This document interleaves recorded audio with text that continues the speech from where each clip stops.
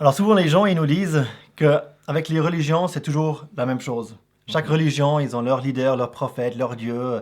Chez les hindous ils ont Krishna, enfin ils ont beaucoup de dieux. Les bouddhistes, Bouddha, l'islam, Mohamed. Et puis les chrétiens, ben voilà, nous on a Jésus. Voilà. Mais ce qu'il faut savoir c'est que avec Jésus il y a vraiment quelque chose qui est fondamentalement différent. Et c'est ce qu'on aimerait vous montrer dans cette vidéo. Et pas une seule chose, beaucoup de choses. Exactement. Psaume 86 en fait nous dit « Seigneur, nul entre les dieux n'est comme toi, et il n'y a point d'œuvre comme les tiennes. » Et c'est exactement ce qu'on aimerait montrer dans cette vidéo. Ouais. Ok. Première chose qui est vraiment très particulière avec le Seigneur Jésus, c'est qu'il a été annoncé à l'avance. En fait, déjà très très tôt dans la Bible, on voit qu'il y a quelqu'un qui va venir. Il y a plein de prophéties qui sont faites par rapport à Jésus. Et qu'il allait venir. Une, par exemple, on la trouve dans Ésaïe 7, on avait fait une vidéo par rapport à celle-là. Avec beaucoup de prophéties. Oui, exactement. Mais ce qui est... On aimerait juste en rappeler une, parce qu'il y a des prophéties qui ont été faites qui sont, humainement parlant, totalement impossibles. Et celle, en l'occurrence de Ésaïe 7, c'est impossible. C'est où il a dit que la Vierge concevra, elle enfantera un fils. Ouais. Que en fait, ce Messie, que Jésus allait venir d'une femme vierge. Et ça, il faut juste savoir que des autres prophètes ou d'autres religions, des prophètes des autres religions ou bien des leaders des autres religions, ils n'ont pas été annoncés, on peut même dire des milliers d'années en avance, comme c'était le cas avec Jésus. Voilà. Même Bouddha, vous trouvez aucune prophétie qui dise que Bouddha allait venir. Ouais. Alors même les musulmans, par exemple, ils ont cherché des prophéties qui annonçaient la venue de Mohamed. Hein. Et puis, en l'occurrence, ils les ont cherchés dans la Bible, parce qu'ils n'avaient rien d'autre. En fait, le Coran, il dit qu'il faut aller dans la Torah, dans l'Ancien Testament, et puis dans les évangiles, dans l'Injil, pour trouver en fait que Mohamed était... annoncé. Il y a une qu'on peut lire en Deutéronome. Au chapitre 18. Au chapitre 18, puis au verset 15, je crois, c'est. Deutéronome 18, verset 15. Et là, il est dit, alors c'est Dieu qui parle au peuple à travers Moïse. Ouais. Ça, c'est le contexte. Il est dit, l'Éternel, ton Dieu, te suscitera un prophète comme moi, du milieu de toi, d'entre tes frères. Et donc, ça, c'est typiquement un verset qui est utilisé aussi par les musulmans pour montrer qu'en fait, ils appliquent ça à Mohamed. Hein. Ils s'approprient ce verset-là et ils disent, bon voilà, ça c'est une prophétie par rapport à Mohamed qui va venir. Mais on voit que c'est pas... Mais c'est pas en fait une bonne compréhension du contexte. Parce qu'en fait, Moïse s'adresse au peuple d'Israël. Ouais. Qui sont devant lui, ils viennent de passer le Jourdain, ils sont à l'orée de passer le Jourdain pour entrer dans le pays de Canaan. Et puis, il leur dit justement, d'entre tes frères, du milieu de toi. Ouais, donc, il s'adresse à des gens, et ces gens, c'est les Juifs, c'est les Israélites. Ouais. Et Mohamed, on sait bien, tout le monde le sait, qu'il n'était pas du tout israélite. Ouais. Mohamed, c'était un arabe. Ouais, et puis il faut dire aussi que quand dans l'Ancien Testament, on parle de frères, bien sûr, il s'appelait frère. Pourquoi frère? Parce qu'en fait, le peuple d'Israël, il sort de 12 frères, hein, les 12 tribus d'Israël. Et puis, ils étaient des frères. C'est pour ça qu'il est souvent fait référence de frères. Et puis, je crois qu'on ne voit jamais dans la Bible qu'on s'adresse en parlant de frères aux Israélites, en pensant à Ismaël, le demi-frère qui était d'Isaac. Absolument. Donc voilà, ça c'est une chose qui est vraiment magnifique avec Jésus, qu'il a été annoncé d'une manière très précise d'ailleurs aussi. Hein. Ça, on a fait des vidéos aussi là-dessus, où il allait naître, quand il allait naître, etc. Comment ça va se passer. Il y a une quantité de prophéties absolument hallucinante en fait. Celle qu'on a dit dans l'autre vidéo, c'est peu, c'est juste quelques-unes. En fait, il y en a encore beaucoup plus. Beaucoup plus. Si on veut s'intéresser sur ce sujet. Unique dans ce point-là en tout cas. Voilà, exactement. Après, il y a une autre chose qui est vraiment très très unique aussi par rapport à Jésus-Christ, c'est qu'il est mort, ça c'est vrai, mais contrairement à tout le monde et à tous les prophètes, il n'est pas mort à cause de ses péchés, mais il est mort pour les péchés des autres. Ouais. Alors ça, il faudrait justement expliquer, je pense, de dire qu'en fait, pourquoi est-ce qu'on meurt? La Bible nous montre que la mort, elle est entrée le jour, en fait, dans le jardin d'Éden. Dieu dit à Adam et Ève, le jour où vous allez manger de l'arbre de l'arbre de vie, vous allez certainement mourir. Voilà. Et puis dans le Nouveau Testament aussi, on voit aussi qu'il est dit que la conséquence, le salaire du péché, en Romains 6, le salaire du péché, c'est la mort. C'est la mort, ouais. Donc la Krishna, c'est le cas de nous, de tout le monde en fait, voilà. de toute l'humanité. De toute l'humanité, exactement, ouais. Mais on peut même penser à Joseph Smith, par exemple, pour les Mormons. Hein, quand on a un prophète qu'on place sur un piédestal, il est mort. Russell pour les témoins. Voilà, pour les témoins de Jéhovah. Russell, Mr. Russell, hein, exactement. Ouais. Il est aussi mort. Et ce qui différencie donc le Seigneur Jésus totalement, c'est qu'il n'est pas mort à cause du péché. De ses péchés, mais de ses propres péchés.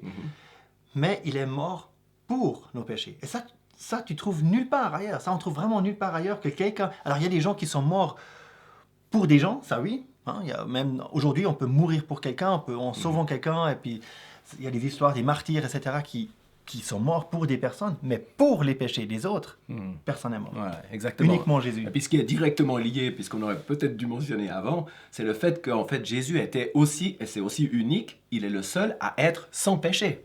Exactement. Hein? Et ça, on le trouve aussi déjà annoncé à l'avance dans Ésaïe 53. Donc, dans l'Ancien Testament, c'était une prophétie par rapport à Jésus, que celui qui allait mourir pour les péchés, il était sans péché. Peut-être on peut juste lire ce verset, on l'avait noté ici. Il n'avait fait aucune violence et il n'y avait pas de fraude dans sa bouche. Hein? C'est... ce témoignage qui est rendu à la perfection de Jésus-Christ. Et puis ça a même été confirmé. Exactement. Au moment où il a été crucifié, au moment où l'a rejeté, où le monde l'a rejeté. Pendant sa condamnation. Pendant sa condamnation, il y a 4 personnes qui ont rendu témoignage au fait qu'il était juste. Pilate lui-même. Sa femme. Pilate a dit, je ne trouve pas de défaut en lui, de faute. Sa femme, exactement. Il n'y a rien à faire avec ce juste. Il n'y a rien à faire avec ce juste, exactement. Et puis il y a encore le centurion, à la fin de la crucifixion, et le centurion qui a dit, en vérité, cet homme était juste, et puis même sur la croix. Même sur la croix, il y a le brigand qui dit. Il y a le brigand qui lui dit aussi, qui dit en fait qu'il était sans péché. Hein. Il reprend l'autre brigand pour lui dire pourquoi tu te moques de lui, enfin pourquoi tu l'accuses. Alors que lui n'a rien fait qui ne se dû faire ou qui n'aurait dû être fait. Donc tout ce qu'il a fait, ça devait être fait. Voilà. Donc c'est très beau à part ça, de voir à la fin de sa vie qu'en fait c'est confirmé par 4 que cette prophétie, elle est encore juste avant qu'il meure, c'est absolument clairement confirmé publiquement que Jésus était vraiment parfait. Donc, il a été annoncé, c'est le premier point qu'on a vu. Deuxième point, ce qu'on vient de dire maintenant, qu'on aurait dû dire avant, mais qu'il était sans péché dans sa vie, après, une fois qu'il est venu, sans péché, et qu'il est mort unique, parce qu'il est le seul qui est mort pour nos péchés. Exactement. Et puis quatrième point maintenant, après qu'il est mort. Peut-être on peut juste mentionner ce verset de 1 Corinthiens 15, qui dit que Christ est mort pour nos péchés selon les Écritures. Exactement. Comme c'était annoncé, on l'a lu dans Ésaïe 53 en l'occurrence. Il est vraiment mort pour nos péchés. Et il est mort à cause des péchés, mais les nôtres, pas les siens. Oui, exactement. Unique, absolument seul. Ensuite, il est ressuscité. Il est le seul aussi qui est vraiment ressuscité. Et c'est parfaitement connecté à ce qu'on a vu avant. Ouais. Parce que s'il est mort pour nos péchés et non pas à cause de ses péchés, sa perfection demandait qu'il ne reste pas dans la mort et qu'il soit ressuscité. Et c'est le seul aussi qui a, peut-être on peut ajouter ça, qui a ressuscité des personnes. Ouais, c'est juste. Quand je dis c'est le seul qui est ressuscité, c'est le seul parmi, si on veut comparer Jésus parmi d'autres prophètes et des gens des autres religions, les érudits et je sais pas quoi, les sages, etc. Parmi eux, il est le seul qui est ressuscité. Mais lui-même est aussi le seul qui a... Enfin, lui-même, il a ressuscité des personnes. Exactement. Ouais. Et puis, il y a un psaume, le psaume 16, qui mentionne justement cette chose qui était aussi prédite dans l'Ancien Testament, que celui qui était le Messie, celui qui était le Sauveur, il mourrait, mais qu'il ne resterait pas dans la mort. C'est écrit, « Tu n'abandonneras pas mon âme au Sheol, tu ne permettras pas que ton sein voie la corruption. » Donc même la notion que le corps se corrompe, c'était dit, prévu à l'avance, qu'il n'allait pas rester dans la mort suffisamment longtemps pour que le corps se corrompe. Et c'est ce qui s'est passé avec Jésus. Il est ressuscité le 3e jour. Et voilà, il n'a pas vu la corruption. Amen. Absolument. Après, qu'est-ce que ça veut dire pour nous? Ça veut dire qu'il est aussi vainqueur de Satan. Il est le seul d'être, où il a dit qu'il est lui-même personnellement vainqueur de Satan. Et puis, bon, c'est déjà dans une prophétie, en fait, tout au début de la Bible, en fait, en Genèse 3, il est déjà parlé de cela. En fait, il y a Dieu qui parle directement à Satan et qui lui dit déjà qu'on va lui briser la tête. Il a dit, je mettrai inimitié entre toi et la femme, c'est-à-dire Ève, et entre ta semence et sa semence. Donc, il y avait quelqu'un qui va sortir d'une femme, et la femme. Donc, quelqu'un qui va venir. Et elle, donc c'est pas la femme ici, c'est la semence de la femme. Donc, celui qui va venir de la femme, qui va naître, il brisera la tête. Du serpent, en fait. Il te brisera la tête, exactement. Et comme il s'adresse au serpent, au diable, donc il lui dit directement qu'il va être vaincu. Après, on a d'autres versets encore dans la Bible, dans le Nouveau Testament aussi, qui nous montrent aussi que par la mort, Jésus a vaincu Satan. Et en Hébreux 2, le verset... Par la mort, il a rendu impuissant celui qui avait le pouvoir de la mort, c'est-à-dire le diable. Le diable. Donc en Hébreux 2, il est précisément dit que par la mort, à la croix donc, il a vaincu... Il a vaincu Satan, il a vaincu le diable. Et cette prophétie de Genèse 3 s'est accomplie là, sur la croix. Et dans le psaume 110 aussi, dans l'Ancien Testament, c'était écrit justement qu'il y avait, que quand il ressusciterait, le Seigneur, il serait élevé dans le ciel. Et il y a un passage qui en parle, où l'Éternel a dit à mon Seigneur, et puis là c'est vraiment dans l'original, c'est l'Éternel Dieu a dit à mon Seigneur, Dieu aussi, assieds-toi à ma droite jusqu'à ce que je mette tes ennemis comme marche à pied de pied. Et l'ennemi principal, on peut dire, c'est le diable. Et ça, c'est quand même merveilleux de réaliser, c'est qui le grand adversaire de l'homme, celui qui veut vraiment nous faire du mal? C'est le diable. C'est lui qui est appelé, il est appelé le menteur, et puis il est appelé le meurtrier dès le commencement. Donc, lui, il y a vraiment, avec le Seigneur, une solution. Lui, il est vraiment vaincu. C'est magnifique que tu cites le verset là, qu'il est le père du mensonge. Père du mensonge. Père du mensonge. Il est menteur. Quand je parle avec des gens, et je leur dis, c'est bien de mentir. Tout le monde, 100% en général, disent non. Il n'y a personne qui apprend à ses enfants à mentir. C'est fondamentalement quelque chose de mauvais. Et pourtant, quand je dis, est-ce que tu as déjà menti? Tout le monde dit oui.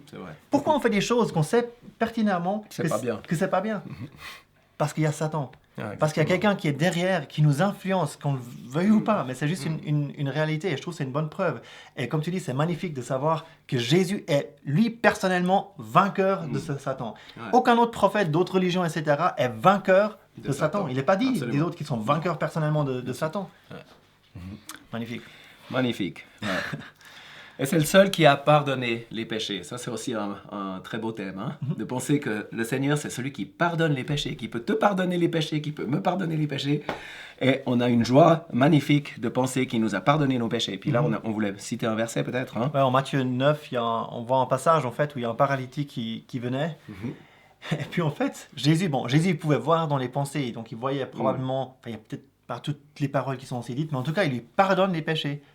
Puis pour les gens autour, c'est en Matthieu 9, verset 2, ici on l'a juste cité. Exactement. On le lit juste. Il commence même par ça en fait. Ils amènent le paralytique pour qu'il soit sauvé de sa paralysie, et puis le Seigneur, il lui pardonne ses péchés en premier. Voilà. Puis les gens sont là, puis ils s'offusquent. Ils disent, mais on ne peut pas faire ça.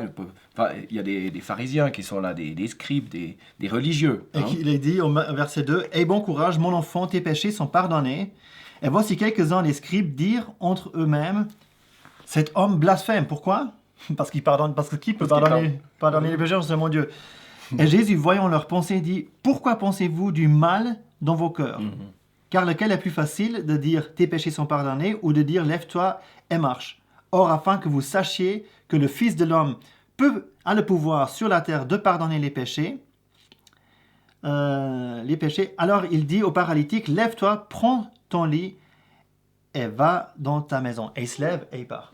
Donc il montre par là tout simplement qu'il a le pouvoir sur la maladie, qui est aussi un résultat en fait du péché. Exact, Qui est aussi un résultat, comme la mort, comme on a dit avant. Et il montre par là, moi je suis plus fort que la mort, je suis plus fort que cette maladie, je peux l'enlever, et je peux donc aussi enlever le péché. Exactement. Et donc, voilà, C'est une magnifique démonstration du Seigneur pour montrer qu'il peut pardonner les péchés. Et c'est le seul qui pardonne les péchés. Est-ce que tu connais un seul prophète quelconque qui est allé vers un autre pour lui dire tes péchés sont pardonnés? Ça n'existe pas, parce qu'on peut pas. L'homme peut pas pardonner ses péchés. Il devrait déjà se pardonner ses propres péchés. Voilà. Et donc, comme on l'a vu avant, tous ces hommes, tous ces prophètes qui ont existé à gauche et à droite, voilà, ils étaient eux-mêmes sous le péché. Et eux-mêmes avaient besoin d'avoir leur péché pardonné. Voilà. Il y a encore un dernier point qui est vraiment aussi très, très solennel de notre côté, mais aussi totalement unique par rapport à Jésus. C'est qu'il va venir et qu'il va revenir, mais pas pour sauver. Là, il est venu la première fois, il est venu pour sauver le monde. La prochaine fois qu'il va venir, la Bible en parle très clairement, c'est pour juger le monde. Ouais.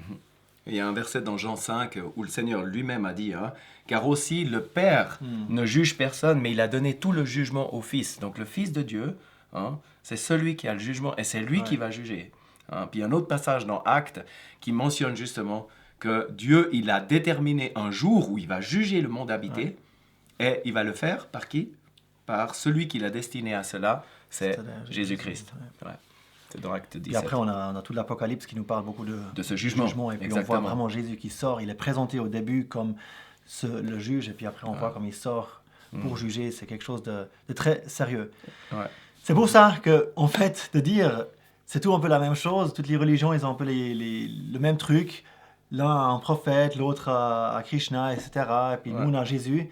C'est pas très exact. Si on voit même vraiment objectivement une fois, Jésus est totalement différent présenté que les prophètes dans d'autres religions et dans d'autres croyances. C'est vraiment quelque chose de totalement unique et c'est la raison pourquoi nous, on croit en Jésus. Parce qu'il est totalement unique et puis totalement supérieur aussi. Encore une fois, il n'y a personne d'autre qui peut pardonner les péchés, qui est ressuscité, qui est mort pour les péchés, etc. Ouais, comme tu le disais, il est aussi parfaitement supérieur. Et puis ça me fait penser que dans la Bible, il y a Jean le Baptiseur. On sait Jean le Baptiseur, qui était un prophète, qui était le précurseur de Jésus-Christ. À un moment donné, Jésus, il a dit aux foules qui avaient écouté Jean le Baptiseur, il leur dit, qu'êtes-vous allés voir? Et il dit, celui que vous êtes allé voir et que vous avez écouté, Jean le Baptiseur, c'est le plus grand des prophètes. Et pourtant, ce même Jean le Baptiseur, un peu plus loin, il dit qu'il n'est pas digne de délier la courroie de la sandale de Jésus-Christ, du Seigneur Jésus. Complètement, ça n'a rien à voir. On ne peut pas comparer Jésus avec qui que ce soit. Magnifique. Ouais. Super, j'espère que ça vous a aidé. Je suis sûr qu'il y a d'autres passages qui pourraient aussi être intéressants qu'on n'a pas cités.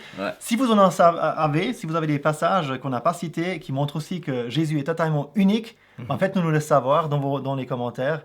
Et on se réjouit de les lire. Et puis on dit... À tout bientôt. À bientôt.